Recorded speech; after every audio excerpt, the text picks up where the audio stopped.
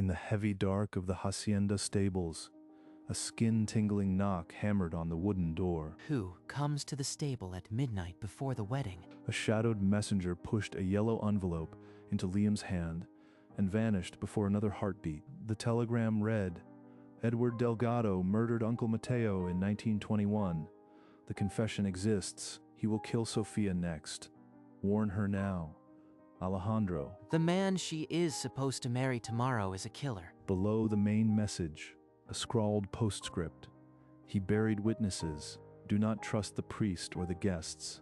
Only you. If I don't get this to Sofia tonight, she walks into a death sentence at the altar. He pocketed the telegram, yanked the lantern from its hook, and pushed into the courtyard blackness. Cold sweat soaked his collar as the weight of what he carried pushed him faster toward the sleeping house. By the time he reached the servants' entrance, he knew that one whispered conversation would ruin a wedding and maybe save a life. Tomorrow morning, I will become the property of a man I never trusted. Why does my heart pound like a trapped bird? Sofia, open the door. It's Liam. I have something you need to see before the sun rises. She cracked the door, and he slipped inside, pressing the yellow paper into her trembling hands. What is this? Why are you here at this hour? Edward murdered my uncle, and Alejandro sent this? It can't be. It's true.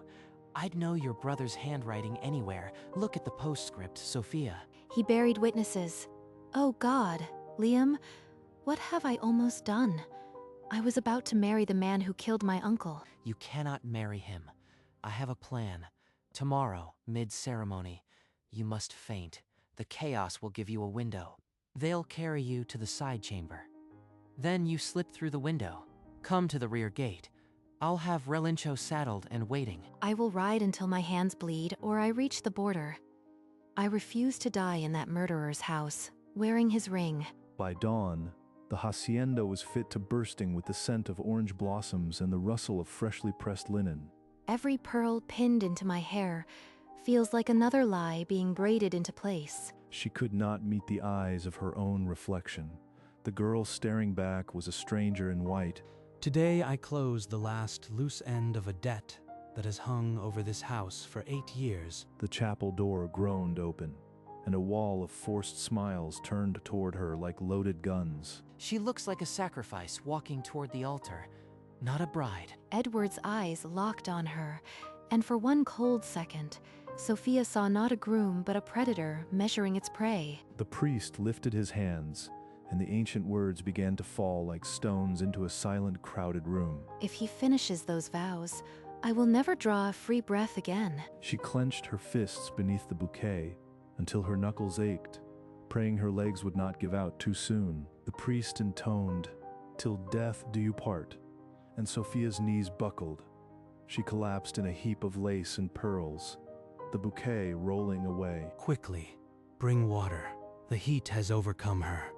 Carry her to the side chamber. 3 bridesmaids lifted her limp body, their satin shoes scuffing on the stone floor as they carried her out of the chapel. Now's my chance. Slip out before Edward realizes I am not just a stable boy at the back of the crowd. In the narrow side chamber, the priest's niece pressed a damp cloth to Sofia's forehead while the others whispered prayers. They bought the faint. Now I need 60 seconds alone, just long enough to get through that window. Sofia whispered that she felt stronger, urged the women to return to the guests. The moment the latch clicked, she was on her feet. She turned the window crank with quivering fingers, hitched up her gown, and dropped into the dusty courtyard. Go, Sofia. Relincho is ready. Ride for the border and don't look back. Without a saddle, without a backward glance, Sofia grabbed the reins and pulled herself onto the paint horse's warm back. The escape had begun. Sofia kicked Relincho into a full gallop, bursting through the rear gate and out onto the open plain. Inside the chapel, the distant thunder of hooves cut through the murmured prayers like a knife. She's running. After her, you fools. Men scrambled from pews, shoving past horrified guests, their boots pounding toward the stables. Within minutes, 6 armed riders charged through the hacienda gates, rifles glinting under the pitiless sun. She could feel the drum of pursuing hooves in her own chest. Ride her down. No one leaves my land without my permission. Sophia risked a backward glance, a wall of dust, and the dark shapes of riders closing in. Relincho stretched his legs, neck low, mane streaming as the plain opened wide and endless before them. 47 miles to Nogales. If the horse falters, this plain becomes my grave. Sophia leaned low over Relincho's neck, the wind shrieking through her torn veil like a warning. Behind her, 6 riders spread out, dark shapes against the dust, rifles glinting. They're fanning out to cut me off from the eastern hills. I have to stay straight. A rifle shot cracked the air, and something hot whined past her ear. Relincho shied sideways, and Sophia's hands clawed at his mane to stay on. Edward wants me dead before I can tell anyone the truth. She steered the paint horse toward a shallow gully, praying the sunken ground would hide them for a few precious seconds. Another bullet chewed into the dirt 10 feet behind, kicking up a spray of sand. Keep your head down and your heart forward. Relincho hasn't failed me yet. The plain stretched on, merciless and wide, but the horse's rhythm never faltered. Ahead, the plain split open into a deep arroyo, a wound in the earth with steep crumbling sides. If I go around, they'll cut me off. Relincho's never jumped a gap this wide. She dug her bare heels into his flanks and asked the horse for everything he had. Relincho gathered himself and launched, hooves clawing at empty air. Hooves slammed into the far bank, jarring her spine and boiling dust into the sky. The horse stumbled astride, then righted himself, lathered and blowing hard. He gave me that jump. I have to give him air, or he won't make the border. Behind her, 3 riders pulled up at the edge, cursing. Their horses refused the leap. 2 others made it across, but the second Sophia had gained stretched the distance wide. Relincho's breathing was a bellows. She eased him to a canter as the sun edged lower. She glanced south. Another dust cloud rose behind a far ridge. The riders had split into 2 hunting packs. They're boxing me in like cattle. The open plain is a killing field. She pulled Relincho hard left, aiming for the jagged tusks of the northern foothills. Loose shale gave way under his hooves, sending a cascade of rock down the slope behind them. Let them hear me. Up here, a rifle shot might start a rock slide on their own heads. She ducked under a leaning boulder, the horse's breath steaming in the cooling air. Voices echoed up from below, one man calling to another that he'd seen fresh tracks. She squeezed into a defile no wider than a wagon, the walls scraping her torn gown. Single file. They'll have to come at me one at a time. That might be enough. Deep inside the stone maze, the last sun vanished, and the hills swallowed the sound of hooves. Sophia pressed Relincho against a wall of stone, the horse's dark coat blending into the deepening shadows. He's trembling. One whinny right now, and the whole canyon gives us away. Scraping boots and Spanish curses echoed from the defile. 2 riders, rifles ready, not 50 feet away. She cupped her palm over Relincho's velvet nose, feeling his hot breath slow against her skin. The tracks stop here. One rider growled, spitting into the dust. They peered into the dust. They peered into the blackness, saw only rock. Move. Move. Why won't you turn back? Finally, the riders turned their mounts and clattered back the way they'd come. Still grumbling, Sophia did not move until the silence had stretched into a full minute. Then she let out a breath that was almost a sob. They'll double back when they find no tracks out.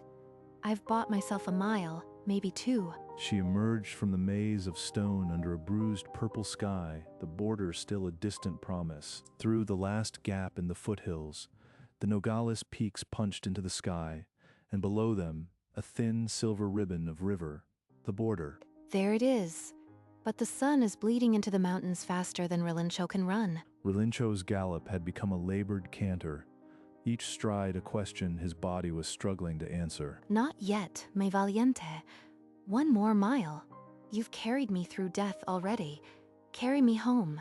Behind her, dust turned crimson, a fresh cloud rising just beyond the rocky slope. The riders had found her trail. They're less than 2 miles out.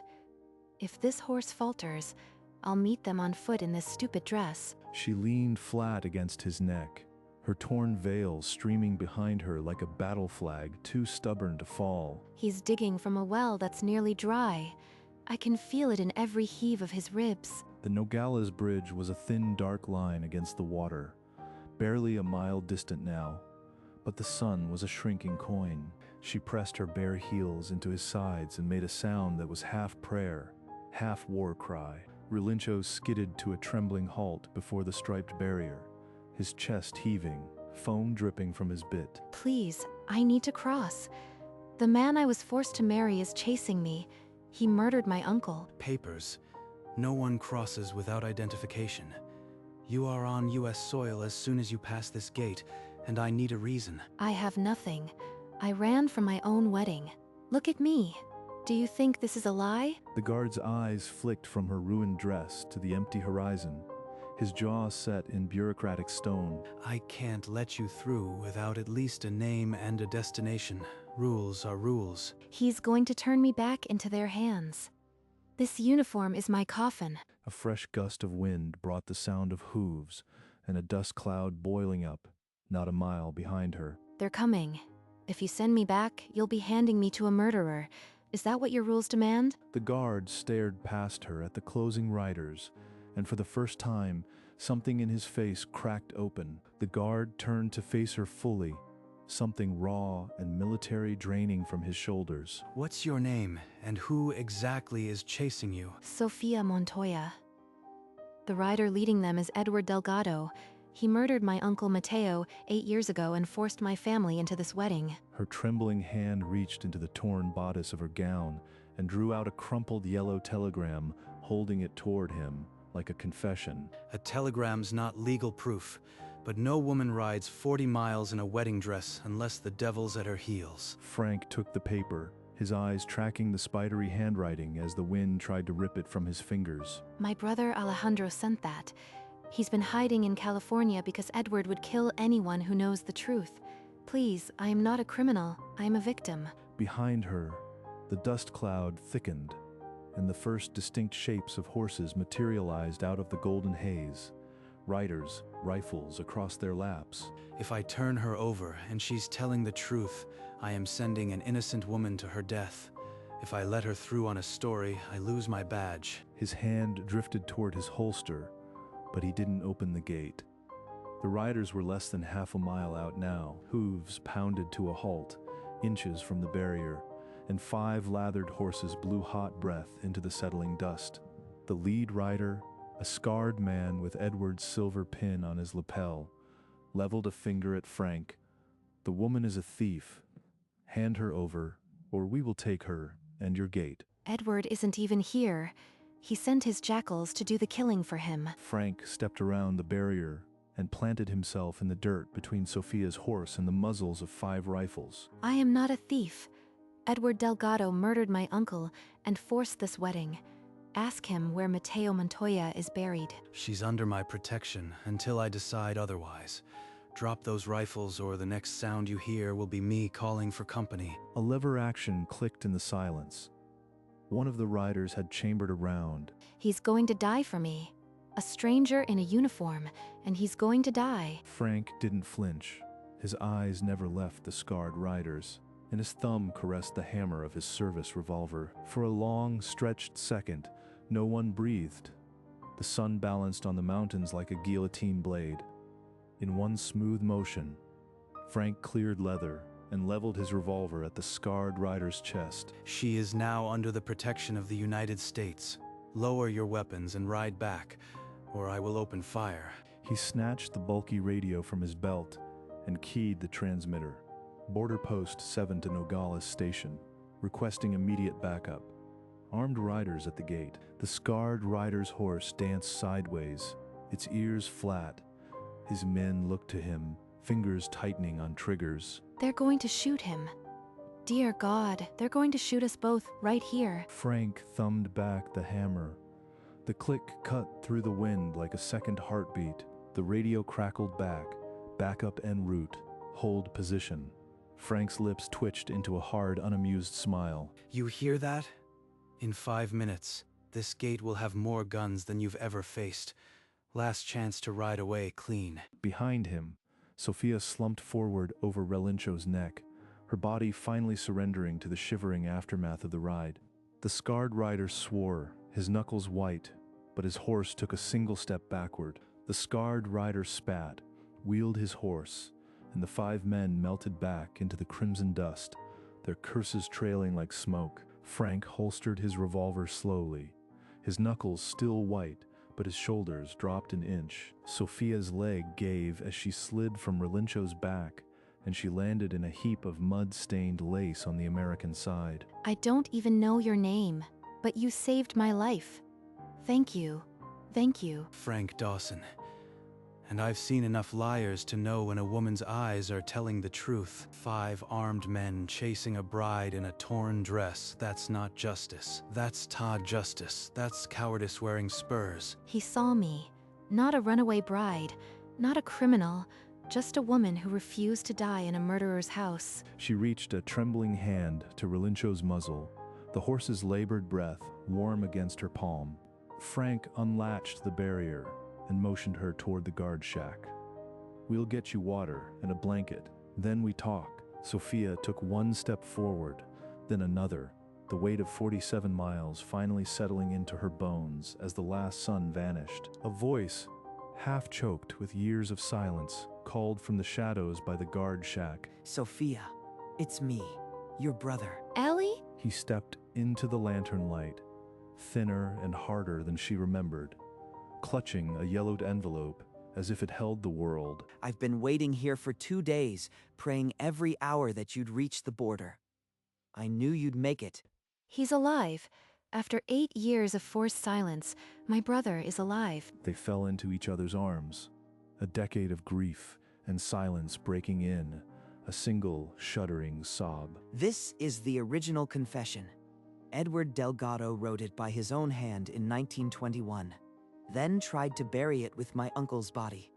I recovered it from a corrupt notary in Hermosillo. Frank unfolded the paper. The spidery ink was a full account of the murder of Mateo Montoya, signed and witnessed by 3 men. His face turned to stone. He keyed the radio again, post 7 to station. I have a signed murder confession and a material witness. Alert the Mexican federales immediately. Within the hour, 2 trucks of Mexican federal police rolled up to the border road, sirens silent, rifles ready. Frank pointed to the dark road. He'll come. He can't let 6 hours pass without knowing if his bride is dead. Headlights cut the dust. A black sedan with curtained windows crawled toward the barrier, flanked by 2 mounted guards. Even now, he rides behind curtains like a king. The moment the door opened, federales swarmed. A silver-embroidered jacket caught the lantern light, then a polished boot. Edward, the lead officer, held up the confession in one hand and an arrest warrant in the other. Edward Delgado, you are charged with the murder of Mateo Montoya. You have no proof. That paper is a forgery. But his voice cracked, and the handcuffs clicked tight, the sound of 8 years of lies snapping shut. My uncle's grave just grew a little lighter. They dragged Edward Delgado into the back of a police truck, his silver sombrero tumbling into the dust like a fallen crown. 2 months later, the federal court in Hermosillo was packed to the rafters for a trial that had seized the entire nation's attention. The handwritten confession was read aloud, line by line, Edward's own boastful ink condemning him with each consonant. The jury deliberated for 1 hour. When the foreman rose, his voice shook the courtroom. Guilty of first-degree murder, the judge banged his gavel 3 times and sentenced Edward Delgado to death by firing squad within the week. Newspapers across Mexico carried the verdict. Delgado to die by firing squad.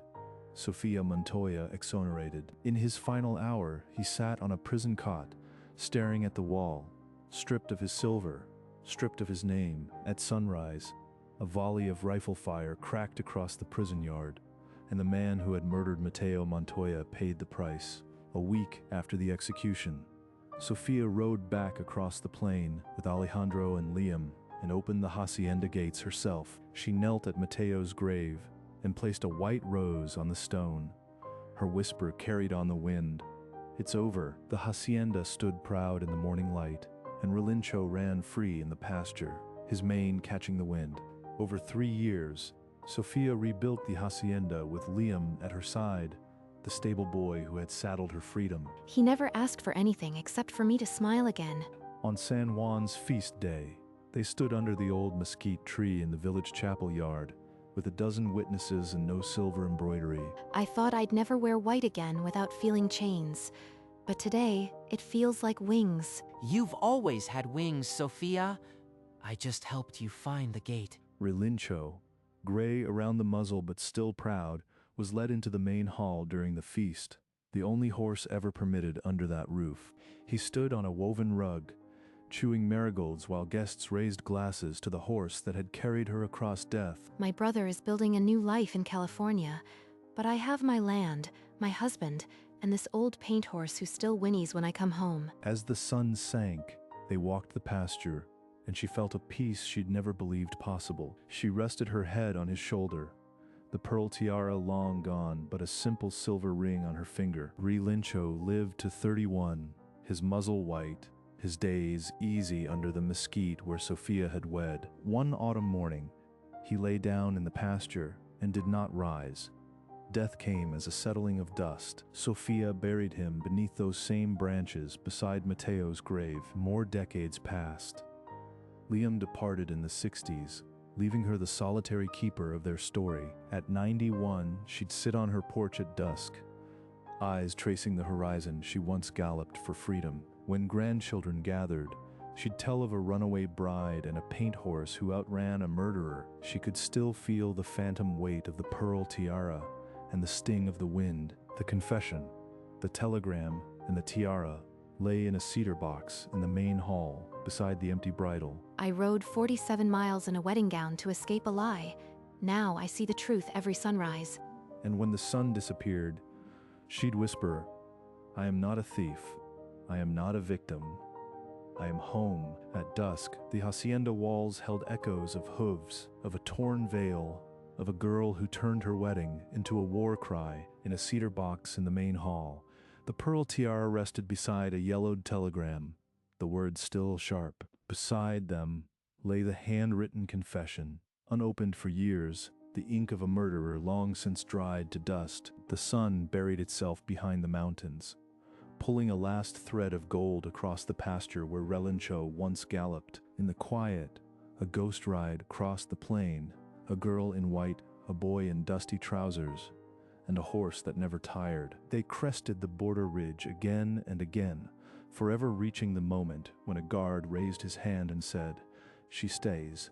The hacienda held that memory like a pulse, brick, and timber bearing witness to a home saved by a ride. Her face, old and young together, smiled without regret, the wind still lifting her hair. 3 artifacts, the tiara, the telegram, the confession, true things that outlasted the lie. She rode 47 miles in a wedding gown to escape a lie, and in doing so, found a truth that outlived everything. The hacienda at twilight held its breath, stone and shadow steeped in a silence that felt earned. A lone lantern was lit in the main window, a star of home against the deepening sky. Across the plain, that ghost ride still moved.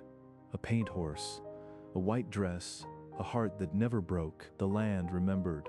It always would. 47 miles, a paint horse, a bride, and a border guard who saw the truth. That truth still breathed in the mesquite branches, in the adobe walls. Her voice, young and old, whispered on the wind, "I am home." The screen held on the hacienda in twilight, a small fortress against time. Slowly, the image darkened, and the world settled into a perfect, breath-held silence. She rode 47 miles in a wedding gown to escape a lie, and in that ride found a truth that would outlast the stars.